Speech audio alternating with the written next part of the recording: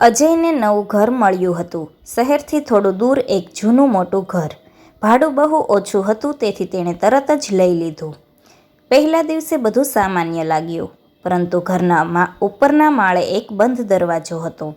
ઘરના માલિકે કહ્યું હતું, "આ દરવાજો ક્યારેય ખોલશો નહીં." અજય હસ્યો.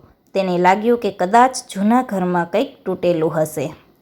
પણ રાત્રે 2 વાગ્યે અજયને ધીમો અવાજ આવ્યો. ઠક ઠક ઠક. અવાજ ઉપરના માળેથી આવી રહ્યો હતો. અજય ધીમે ધીમે સીડીઓ ચડીને ઉપર ગયો. દરવાજાની સામે પહોંચ્યો. અંદરથી કોઈ ધીમે ધીમે દરવાજો ખખડાવી રહ્યું હતું. અજયે પૂછ્યું, "કોણ છે અંદર?" અંદરથી અવાજ આવ્યો, "મને બહાર કાઢો. હું અહીં ઘણા સમયથી બંધ છું."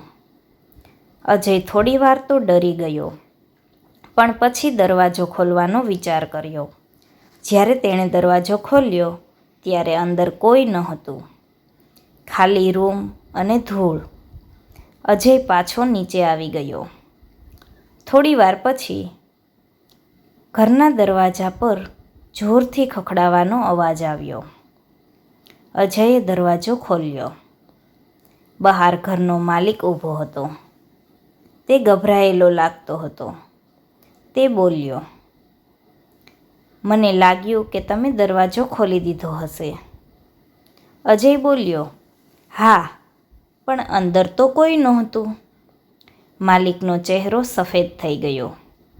તે ધીમે બોલ્યો, "અંદર કોઈ નથી હોવું જોઈએ, કારણ કે જે વ્યક્તિને અમે ત્યાં બંધ કર્યો હતો તે હું જ હતો."